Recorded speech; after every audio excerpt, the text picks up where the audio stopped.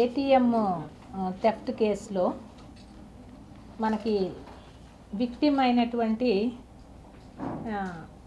Lady పేరు Sanjay గోరాయ్, victim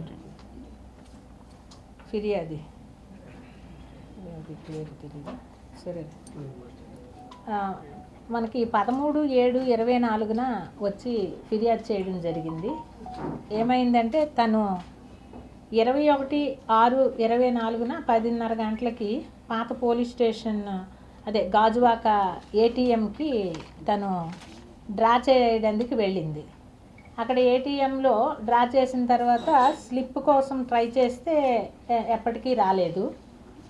రాకపోతే తన వెనక ఉన్నటువంటి ఈ ఎవడైతే అక్యూజ్డ్ ఉన్నాడో అతను హెల్ప్ అంటే తను తీస్తాను ఆ కార్డు అన్నట్టుగా ఆమెను నమ్మించి ఈ తరుణంలో తను కార్డు ఏమో మార్చేశాడు. తన దగ్గర ఉన్న ఏటీఎం ఫేక్ కార్డ్ని ఆ లేడీకి ఇచ్చేసి ఆమె దగ్గర ఉన్నటువంటి ఒరిజినల్ కార్డ్నేమో తీసేసుకున్నాడు. ఆమె అంత అబ్జర్వ్ చేయలేదు.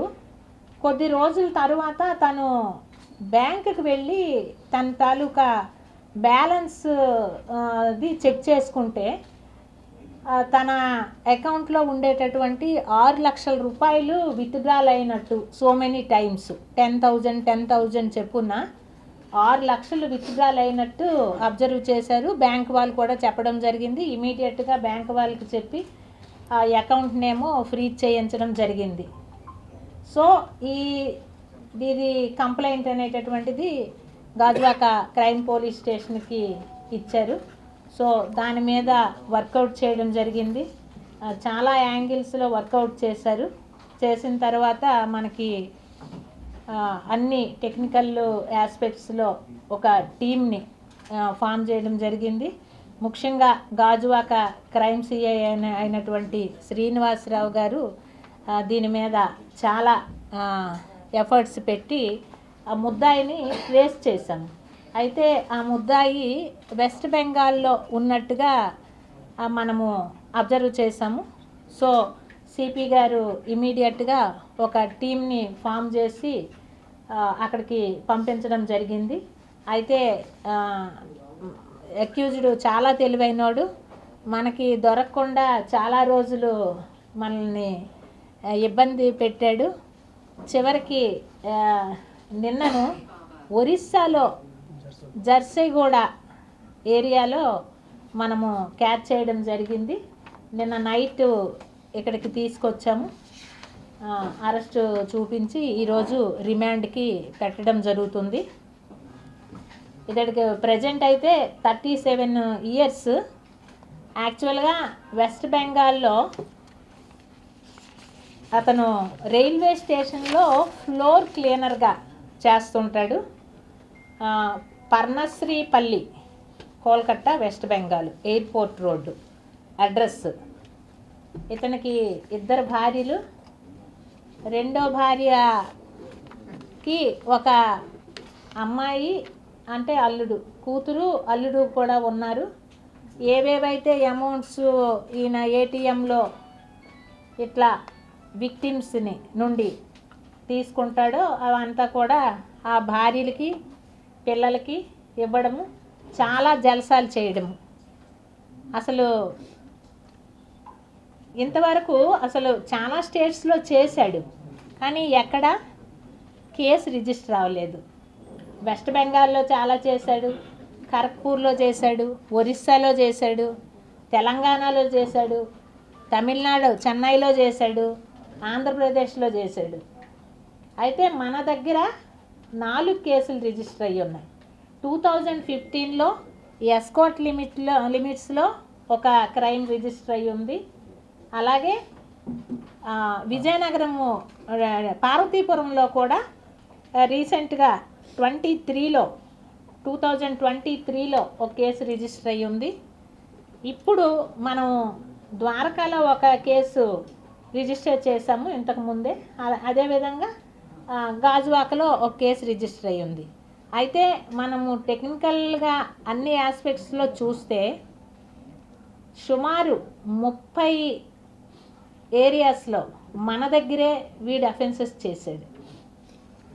గాజువాక, అల్లిపురము, దువ్వాడ, ద్వారకా నగరు, దొండపర్తి, పూర్ణ మార్కెట్ ఏరియా, రామ్నగరు, కంచరపాలెము, ఈ అన్ని ఏరియాల్లో అన్ని ఏటీఎం థెఫ్ట్లే. వీటి టార్గెట్ ఏంటంటే కొంచెం ఏజ్డ్ పీపుల్, ఉమెన్ అయినా మెన్ అయినా చూస్తాడు. వీడు చాలా నీట్ అపీరెన్స్, అంటే ఒక సాఫ్ట్వేర్ ఎంప్లాయీలా ఉంటాడు. టక్ గిక్కు అన్నీ కనిపిస్తాయి. అంటే ఎవరినైనా హెల్ప్ ఇప్పుడు ముసలి వాళ్ళు వెళ్ళేటప్పుడు వాళ్ళు ఒక్కోసారి పిన్ను మర్చిపోతుంటారు, ఒక్కోసారి కింద పడేస్తుంటారు బై మిస్టేక్. ఆపరేట్ చేయడం కూడా చాలా స్లోగా చేస్తుంటారు. వీడేంటంటే అలాంటి వాళ్ళని అబ్జర్వ్ చేసి ఇమీడియట్గా వాళ్ళతో పాటే వీడు కూడా ఎంటర్ అయిపోయి వెనక నిల్చొని వాడు కొట్టే పిన్ అబ్జర్వ్ చేసుకొని ఆ పిన్ గుర్తుంచుకుంటాడు. ఇంతలో కార్డు కూడా హెల్ప్ చేస్తాననేటటువంటి మేనర్లో వాళ్ళ కార్డు చేంజ్ చేసేస్తాడు. వీడి దగ్గర చాలా కార్డ్స్ అవైలబుల్గా ఉన్నాయి. అంటే మనం వాడి సెల్ ఫోన్ చెక్ చేస్తే ఎన్ని కార్డ్స్ ఉన్నాయంటే ఒక 50 కార్డ్స్, డిఫరెంట్ కార్డ్స్. అంటే వాడు కొన్ని మనము అవుట్డేటెడ్ అయిపోయినటువంటి కార్డ్స్ని కొంతమంది ఏం చేస్తామంటే డైరెక్ట్గా అట్లా పారేస్తుంటాము, డస్ట్బిన్స్లో వేసేస్తుంటాము. అలాగే బ్యాంకుల్లో కూడా చాలా వరకు దొరుకుతుంటాయి ఇట్లాంటి కార్డ్స్. సో అలాంటి కార్డ్స్ అన్నీ కూడా కలెక్ట్ చేసుకొని పెట్టుకుంటాడు. చేంజ్ చేయడానికి వీడికి బాగుంటుంది, ఎక్స్చేంజ్ చేయడానికి. అంటే ఎవరినైనా విక్టిమ్ని మోసం చేసేటప్పుడు ఆ కార్డుని ఇచ్చేసి వాళ్ళ ఒరిజినల్ కార్డునేమో పాకెట్లో పెట్టుకుంటాడు. అలాంటి వీడియో కూడా మనకి క్లియర్గా వచ్చింది, వాడు ఎట్లా చేంజ్ చేస్తాడు అనేది. అవన్నీ కూడా చాలా ఎవిడెన్సెస్ ఆధారంగా చేసుకొని వీడిని పట్టుకోవడం అనేటటువంటిది జరిగింది. ఇక్కడ కూడా అబ్జర్వ్ చేసాము, కాంప్లెక్స్ ఏరియాలో వీడు అసలు చాలా లగ్జూరియస్ హోటల్స్లో వాడు స్టే చేస్తున్నాడు. బైకులు రెంట్కి తీసుకొని బైక్ మీద ఇక్కడ మొత్తం ఊరంతా కూడా తిరిగేసి వీడి అఫెన్సెస్కి అనువుగా ఉండేటటువంటి ఏటీఎంస్ని చూసుకోవడం, అబ్జర్వ్ చేసుకోవడం మార్నింగ్ నుంచి ఈవినింగ్ వరకు. ఎవరైనా ఎప్పుడైనా కొంచెం old age, middle age, women అలాంటి వాళ్ళు కొంచెం అంటే యంగ్స్టర్స్ని వీడేమి మోసం చేయలేడు. అట్లాంటి వాళ్ళని టార్గెట్గా పెట్టుకొని అఫెన్సెస్ చేశాడు. మేము మొత్తం లిస్ట్ అంతా తీసాము. ఇప్పటికీ మన విశాఖపట్నం సంబంధించి ఒక 29 ప్లేసెస్లో చేసినట్టుగా ఉన్నాయి. అంటే కొంచెం ఒక 3000, 4000, 2000, 1000 అలాంటివన్నీ కూడా కొంతమంది కేసు ఏమి పెడతాము, కంప్లైంట్ ఏం చేస్తాము అనే రకంగా ఊరుకుంటా అన్నారు. కానీ ఇన్ని ప్లేసెస్లో చేసినట్టయితే ఆధారాలు అయితే లభించాయి. సో దీనికి కావాల్సిన టెక్నికల్ ఎవిడెన్స్ అవన్నీ తీసుకుంటాము. ఇంకా ఏమున్నాయి అన్నది కూడా చెక్ చేయాల్సి ఉన్నది. మెయిన్గా వీడు చెడు అలవాట్లకి, వ్యసనాలకి లోనయ్యి మద్యం సేవించడము అండ్ బెట్టింగు, ఆన్లైన్ గేమింగు ఇలాంటి యాక్టివిటీస్లో ఎక్కువగా పార్టిసిపేట్ చేయడము. అంటే ఈజీగా మనీ వచ్చేయాలి అనేటటువంటిది నవ్వేడేస్ ప్రతి ఒక్కరి యాంబిషన్. మరి దాన్ని రీచ్ అవ్వాలి అని అంటే సో మెనీ ఫ్రాడ్స్ చేస్తే కానీ అట్లాంటి పొజిషన్కి ఎవరు వెళ్ళలేరు. ఒక డేలోనో 1 మంత్లోనో కోటీశ్వర్లు అయిపోవడం అసాధ్యము. సో ఇట్లాంటి అఫెండర్స్ చాలా ఎక్కువగా అవుతున్నారు. చాలా అలర్ట్గా ఉండాలి అందరూ కూడా. 28/7/24 అంబేద్కర్ కాలనీ రాజీవ్ గృహం, అది బి బ్లాక్లో ఒక మర్డర్ ఫర్ గెయిన్ కేసు ఒకటి రిపోర్ట్ అయిందండి. కంప్లైనెంట్ ఎవరంటే ఆ డిసీజ్డ్ తాలూకా కూతురే కంప్లైనెంట్.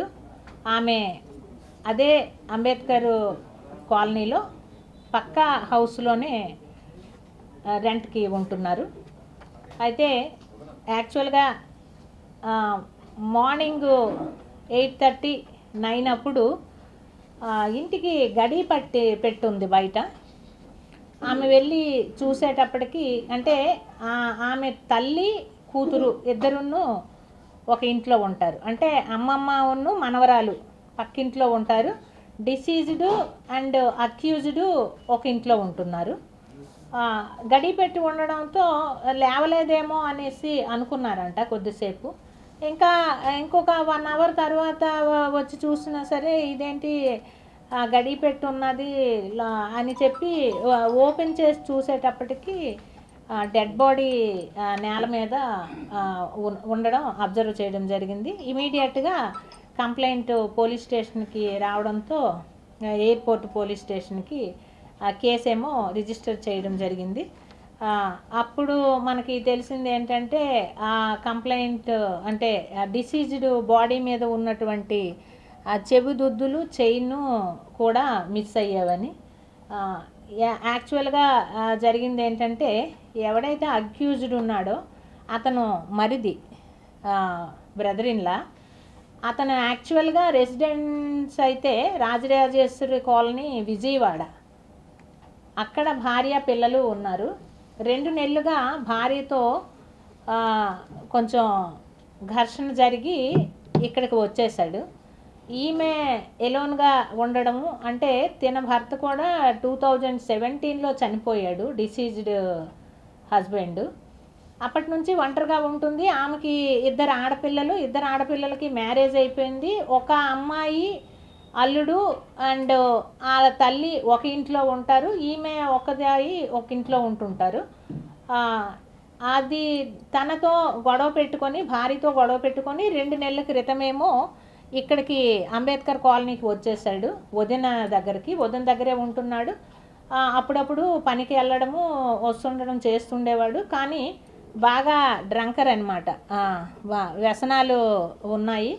కానీ ఎక్కువగా తాగడానికి అలవాటు పడిపోయాడు.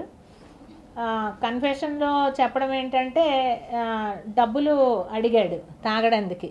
తన వ్యసనాల కోసం డబ్బులు అడిగాడు. ఆమె ఇవ్వలేదు. బంగారం అయినా ఇవ్వమనేసి కొంచెం గట్టిగా గొడవ జరిగింది ఇద్దరి మధ్య. దాన్ని కూడా ఆమె డినై చేయడంతో నైట్ దుప్పటి ఉంటుంది కదా, దుప్పటిని మొహం మీద గట్టిగా వేసి స్మోదరింగ్ అనమాట, ఊపిరి ఆడకుండా చేసేసి, అలాగే తన మెడలో ఉండేటటువంటి నల్ల తాడు ఉంటుంది కదా, ఒక నల్ల తాడు కట్టుకుంటాం కాబట్టి దాన్ని గట్టిగా మెడకి వేసి బిగించేయడం జరిగింది. సో ఆ విధంగా చనిపోవడం జరిగింది. ఆమె చనిపోయిన తర్వాత ఆ మెడలో ఉండేటటువంటి గొలుసు మరియు చెవిదిద్దులను కూడా తీసుకొని పరారైపోయాడు. ఈరోజు మార్నింగ్ మనకి పెందుర్తి లిమిట్స్లో గవర్జగ్గైపాలెం రైల్వే బ్రిడ్జ్ దగ్గర అనుమానాస్పదంగా కనిపిస్తే వెంటనే అతను అదుపులోకి తీసుకోవడం జరిగింది. అరెస్ట్ చూపించి రిమాండ్కి పంపిస్తున్నాం.